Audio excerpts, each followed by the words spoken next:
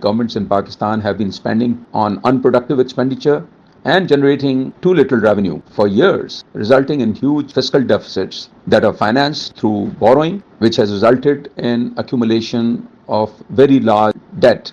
Our budget deficit last year, as per my estimate, was over 13 trillion, and this year it is likely to be around rupees 11 trillion, as against the government's original estimate of rupees 6.5 to 7 trillion. The government is required to restrict budget deficit up to 5 to 6% of the GDP as per the IMF programs. And we know that Pakistan has been in the IMF programs for the last 70 years, and we've been going in the IMF program virtually every third year. So as against the threshold of 5 to 6%, the actual deficits have remained over 8% of the GDP. And that is the reason that our debt has increased to around 80% of the GDP, or nearly rupees 81 trillion, which we have no option. We are in no position to repay or service our debts, and it is for this reason that we have to get into yet another IMF bailout package soon after the budget to avoid the default. There is an interesting quote attributable to Ronald Reagan, who said, "There are simple answers to our nation's problems, but not easy ones." So I would say that the answer to this question is pretty simple. There are many people who have been suggesting ways how to, reduce the government expenditure and how to increase revenue, but unfortunately, nothing materializes and nothing, significant happens to cut our fiscal deficits. Now, why is this so? The biggest issue, in my view, with our governments, both federal and provincial level, is the mindset.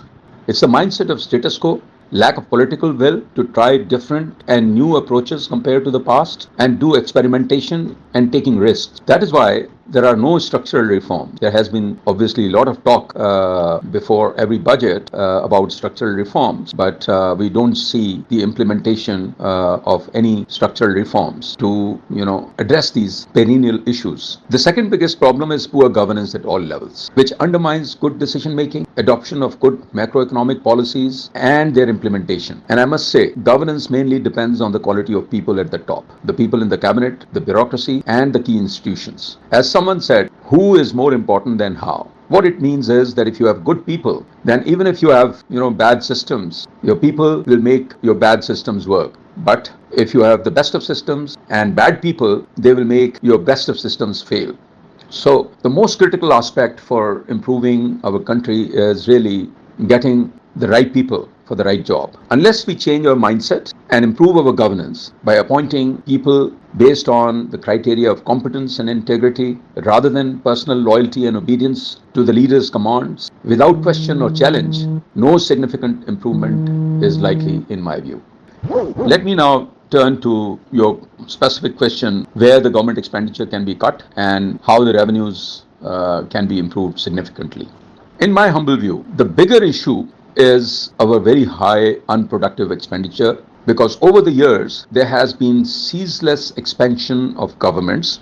We have too many ministries, departments, government agencies which are flooded with people who waste a lot of time and money without producing any useful outcomes for the country and the governments, closing down at least 1/3 of the ministry, departments and agencies, both at federal and provincial levels. This is especially true after the 18th Amendment and 7th National Finance Commission Award in 2010, through which significant functions and resources were transferred from federal government to the provinces. As a consequence, it is said that at least 15 or 17 ministries should have been closed down in the federal government. I think this is also well recognized and was also mentioned by the current finance minister that they plan to cut a number of ministries. I would also say that significant additional funds were transferred to the provinces under the NFC in starting from 2010, but unfortunately such large additional resources have been wasted, as they have not improved or they've not resulted in improvement in outcomes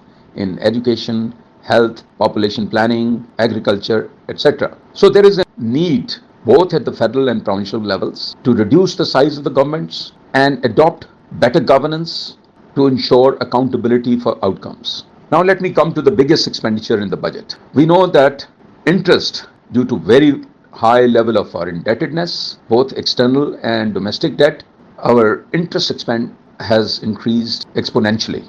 In the current budget, it is estimated that 80% of our budget will be spent on interest expense. Now, this is obviously for two reasons. One is we have very large government debt. Second, we also have the cost of this debt has been increased, especially on our domestic debt, due to very high interest rates. Now, the state bank, has been increasing the interest rates and following tight monetary policy to contain inflation, and as a result, our policy rate or interest rate. Recently, State Bank published the banking sector's overall financial position, which provide very interesting figures. Now, as per these figures, the the banking sector's investment, largely in government paper, has increased during the year by approximately rupees 7.6 trillion. So, which means more or less government borrowing from banking system during the year increased by 7.6 trillion. Now, compared to this, total increase in deposits of our banking system was rupees 5 trillion. So, in other words, entire deposits of our banking system, which are in savings of the country or the individual savings, a significant portion of the savings was actually used to finance government's unproductive expenditure. In fact, the entire deposits increase was insufficient to meet the government's unproductive expenditure, because the investments in government treasury paper of 7.6 trillion was 150%, more than 150% of the deposits. So the difference must have been financed through what is generally known as the open market operations of the State Bank of Pakistan, through which SBP provides additional funding to the banks, and the banks provide such additional borrowing from the state bank. They lend to the government at a margin of 1 or 2 additional percentage points. So clearly this reflects how flawed our system is, that our entire entire country's saving is being used to finance the government's unproductive expenditure. Now, as against this, the total advances to the private sector actually slightly decreased compared to last year. So this means that there is no financing available for the private sector, and perhaps also because of very high rate of 20, because policy rate is 22%. That means the private sector must be borrowing, or they can borrow at the rate of 24-25%. So at this rate, obviously, no business will be viable. So with the result, our private sector is contracting. There is no funding available for the private sector. And this is the reason that last year our GDP growth was actually slightly negative. And this year it is estimated that it's going to be between 2 to 2.5%, mainly because of the growth of the agriculture sector. So overall, the private sector and manufacturing is not growing, and our GDP growth is less than the growth of population, which means our per capita income or people's income is contracting. As a result, the number of people below poverty line have increased to 90 million, and the unemployment, which used to be 6%, has now reached 9%. So clearly, I think this fiscal deficit needs to be cut. The good thing is that our inflation rate has come down to around 11% in last May, compared to over 36% in May 23. I think it is high time now that the state bank should gradually bring these rates down to 13 to 14%, because I'm reasonably sure that the interest rate of inflation is likely to go down further, as also projected by the IMF in the next year. So I think with that, if the interest rates are reduced from 22% to 13 to 14%, that will substantially reduce the government's cost of financing by nearly one third, and that will provide huge relief to the people. Third major area of leakage is poor governance of the energy sector and inept policies of this sector, and also poor management of the state-owned entities. It's due to these factors that the circular debt of the energy sector, power and gas together, is now around 5.5 trillion rupees. And overall, the state-owned entities have been incurring losses in the range of rupees 500 billion to 1 trillion rupees every year for decades. So therefore, I think there is serious need for major privatization of the SOEs, the organizations like PIA, Pakistan Steel, Railways, the distribution companies need to be privatized, together with improving the effectiveness of the energy sector regulators, NEPRA and OGRA. So I think it's a detailed discussion and debate is required. Suggestions are needed to address power sector issues. And also I would say that last year in January 2023, the government passed the SOE Act for improving the governance of SOEs. So, but unfortunately, the implementation of that act, like what happens in most of the cases, we are quick in enacting laws, but the implementation is invariably lacking. So there is a serious need to effectively implement the SOE Act and do major privatization and carry out reforms in the energy sector to reduce such losses and also to reduce the cost of electricity, the tariffs in the power and gas sectors, because very high tariffs of power and gas sector are a major impediment to the economic growth, industrialization,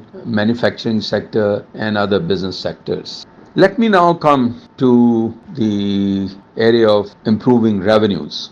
Again, if you want to improve the government revenue, the most vital step required is to improve the governance of Federal Board of Revenue as well as provincial revenue departments by inducting competent people. Further, there should be a separate policy and oversight board to oversee the FBR. I suggest that there should be a bicameral structure of Federal Board of Revenue. There should be an executive board which is responsible for executing the policies and implementation and carrying out day-to-day management, headed by the chief executive of the FBR, and there should be an independent policy board, perhaps headed by the finance minister and few good people from the private sector and few from the government, which should be responsible for oversight of the FBR, making policies and holding the FBR accountable for outcomes. I think this is a structure similar to the SECP policy board, and I believe that this restructuring would be very useful for improving the governance and overall tax collections in the country. Secondly, there is a serious need to improve our taxation system to make it simple, which means simplification of laws and procedures, reducing the tax rates, and making the system fair and equitable.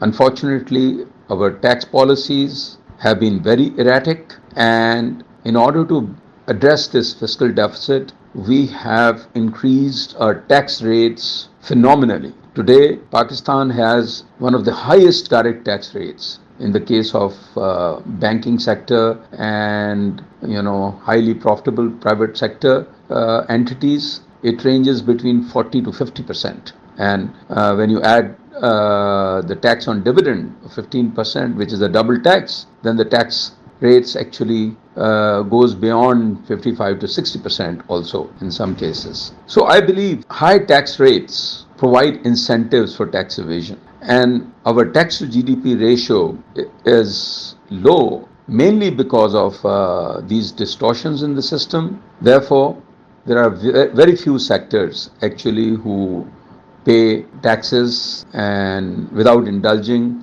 in major tax evasion. So, in order to reduce the tax evasion and improve tax collection, I believe the government needs to change its approach and reduce the tax rates, promote the economy, because you can only increase the tax collection when there is growth in the economy, when there are less incentives for tax evasion, and when the economy grows. You cannot increase tax collections by steeply increasing tax rates and killing the business. That is as simple as that. So I think these fundamental reforms, which require risk, which require disruptive thinking, can not only improve our tax collections, cut our expenditure, reduce our fiscal deficit, but also lead to a more robust economy.